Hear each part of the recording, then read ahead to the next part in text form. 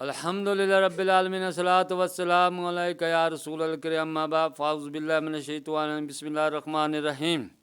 नाज़रीन कराम, दोस्तों, बुज़ुर्गों, मेरे बहनों, छोटे बच्चों, अस्सलामु अलैकुम व रहमतुल्लाहि व बरकातुहू। उम्मीद है सब खैरियत से होंगे। अल्लाह ताला आप सबको खैरियत से रखे और हम सब का खात्मा ईमान पर फरमाए। दोस्तों, आज की वीडियो का बयान है कुएँ का पानी न पिएँ। जिल्द नंबर 4 सफ़ा नंबर 323 हदीस नंबर 1801 1801। हज़रत अब्दुल्ला बिन उमर रज़ी अल्लाह ताला अन्हो ने ख़बर दी कि रसूल अल्लाह सल्लल्लाहु अलैहि वसल्लम के साथ समूद की सरज़मीन पर हिजर में उतरे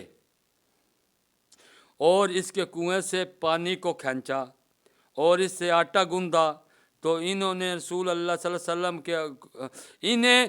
अलैहि वसल्लम ने हुक्म दिया कि इसके कुएं से जो पानी खींचा है इसे फेंक दें और जो आटा गूंदा हुआ है ऊँटों को खिला दें।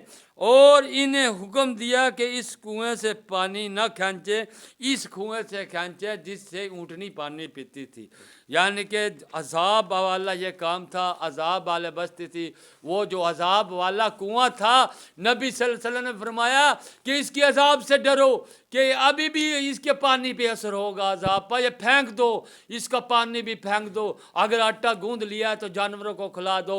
उस कुएं से पानी भरो जिससे सालेह अलैहिस्सलाम की ऊँटनी पानी पीती थी।